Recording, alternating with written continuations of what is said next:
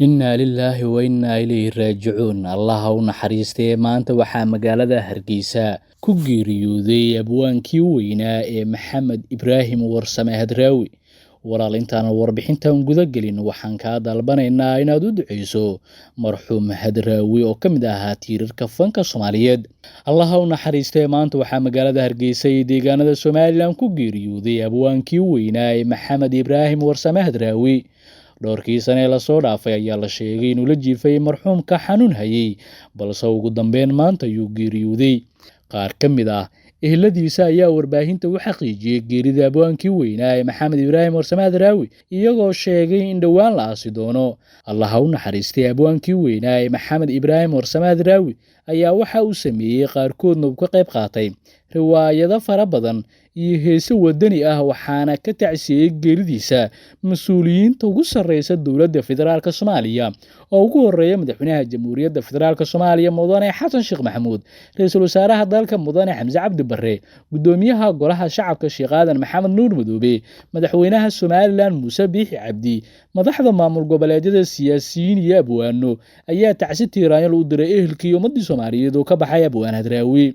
Allah ha u naxariistay abwaan Maxamed Ibraahim Warsame Hadraawi oo maanta tii alla ugu timid Hargeysa. Waxa uu ahaa suugaanyahan aftahan ah oo murtidiisa ay dhaaftay ummadda Soomaaliyeed oo bini'aadan badan ka faa'iideysteen. Waxa uu ahaa qabiir Soomaaliyeed oo hal abuurkiisa ah mid cajiiba. Sidoo kale waxaa halkan ku soo gudbin doonaa waxa laga yaqaano marxuum Hadraawi.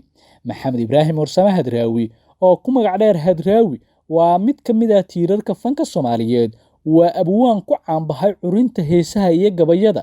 Maxamed waxa uu ku dhashay magaalo madaxda gobolka Togdheer ee Burco sanadku markuu ahaa 1943 sida ay sheegaan dadka yaqaana.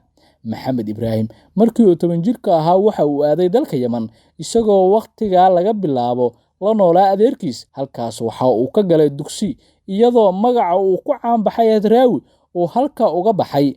Wareysi uu bixiyay ayuuna ku sheegay magaca inuu asal ahaan ahaa Abu Hadra oo ah macallinkii dugsiga uu bixiyay, maadaama uu ahaa nin ardayda aad ugu sheekeeya misana ka qosliya.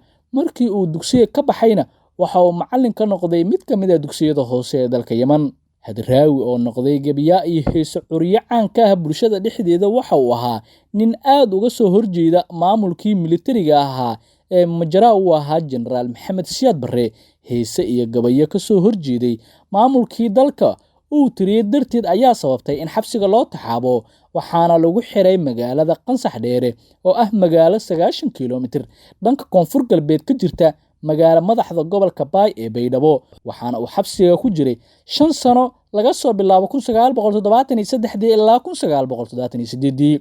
Hadraawi markuu xabsiga ka soo baxay waxa uu ka mid noqday maamulka Akadeemiyada Cilmiga Fanka iyo Suugaanta. Xilliyadii bilowgii burburka iyo dagaaladii sokeeye, Hadraawi wuxuu aaday Ingiriiska, isagoo kadibna safarro ku soo maray inta badan wadamada Yurub iyo Mareykankaba, waxaana uu ka qayb galay xaflado faneed oo lagu dhigay wadamadaas. 1999 Hadraawi waxa uu ku soo laabtay Hargeysa. Heesaha ugu caansan ee lagu xasuusta Hadraawi waxaa ka mid ah heestii Beledweyn oo uu qaaday fanaanka Xasan Aadan Samatar, heestii Hooyo oo uu qaaday Allah ha u naxariistay fanaankii lagu magacaabay boqorka codka Maxamed Suleymaan Tubeec, Jacayl Dhiig ma lagu qoray oo iyadana ay qaadaan Allah ha u naxariistay boqoradii codka Xaliimo Khaliif Cumar Magool, Suleyqa oo uu qaaday Allah ha u naxariistay fanaankii Maxamed Nuur Griig iyo kuwa kale oo badan. Qaar ka mid ah heesaha uu sameeyana waxaa lagu turjumay luuqado kale. Hadraawi iminka waxa uu ku dhintay magaaladii uu ku dhashay ee Burco.